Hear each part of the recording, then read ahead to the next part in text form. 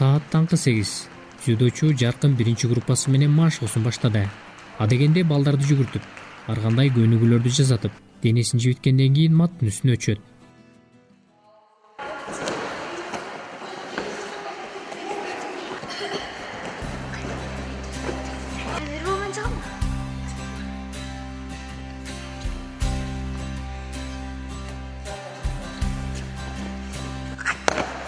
Маттын үстүндө машыктыруучу мурда үйрөткөн ыкмаларды колдонуу менен бир сыйра күрөшкөндөн кийин насаатчы кезектеги жаңы ыкманы үйрөтөт.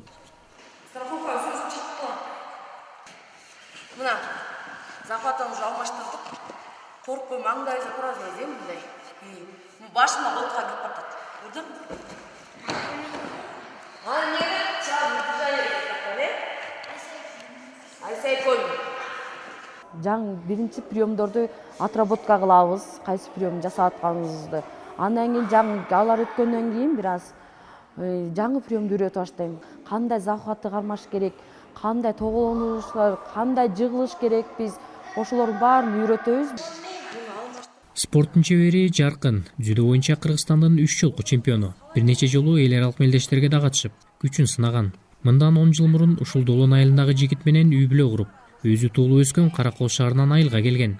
Жаркын келиндик милдетин аткаруу менен бирге спортко карата ашкысын жашыра албай, спорт менен машыгуусун таштаган эмес. Аны менен келинге карата кылымдардан берки калыптанган көз карашты өзгөртүп, мектепке дзюдо иримин ачкан. Ушу балдарды үйрөт деп атаң кайнемдер уруксат берип, бияка ушу залга аракет кылды да, бизде ушу жака канчадан бери 10 жылдан бери мен ушу чуркап аракет кылып жүрдүм ушу дзюдону ачайын деп. Кайнатам кайнемдер против эмес. Наоборот, үйрөт балдарды. Үйдө жатканда эмне кыласың дейт да. Жаркын мугалимдик тажрыйбасы жоктугуна карабай, мектеп жана райондук билим берүү бөлүмүнүн көмөгү менен айына 24 саат сабак өтүүгө макулдук алып, күнүгө 3 топко 2 нөөмөт менен дзюдого машыктырат.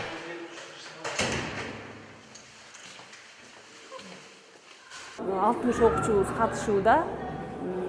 Балдардын баардыгынын бош убактысын текке кетирбей, балдарды тартуу максатында, мектепке, спортко тартуу максатында жакшы буюрса сабактар күнүнө 1,5 сааттан өтүлүүдө.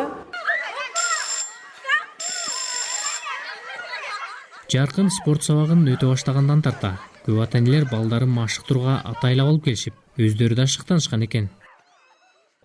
Мен бүгүн кызымдын тренировкасына катышып көрөйүн деп келгем да. Кудай буйрса кызым жакшы экен. Бул кызым мисалы өзүм барайын деген деди да, ана мен бир көр дедим да барыпчы. Көрсөң бир барып көрсөң сен анан кызыгып кетти. Эми кудай буйрса жакында 2 ай болду да. Эми кудай буйрса кийим алып беребиз. Келинибизди кошуна эле талашты да, бирок берген жокпуз. Талашып ата алдык, бирок матыбыз жок болчу да. Матты мына кичинекей болот, алып бердик. Анткен менен спорт чебери менен окуучулардын ышкысын баскан бир көйгөй бар. Ал күрөшүүгө жакшы шарттын жоктугу. Мат кичине тар болуп атат, мындан да көп болсо жакшы болот эле. Кой бербейсиң, спортсеттен кайра жапкан атпайбы? Жаркын балдарды машыктыруу менен катар үй оокатына да жетишет. Кээде кармалып калса, спортто өнүктүрүп, элеттен да спорт чеберлерин чыгарса деп колдоо көрсөткөн кайын журту нааразы болушпайт. Башында эле келгенде эле бул жагын айта берчүбүз. Келинибиз дүйзө боюнча эми ашсаңарчы. Бу дөңгөдө эле көк чөпкө алаги шырдыктар чыгарып берели, тегеректин балдарын көтөрүп чаптыра бер деп мындай тамаша иретинде айтчыбыз. Анан тегерек башында баягы тегерек көп таң калган жокпу, айылдан анан кийин машыктыра баштаганда.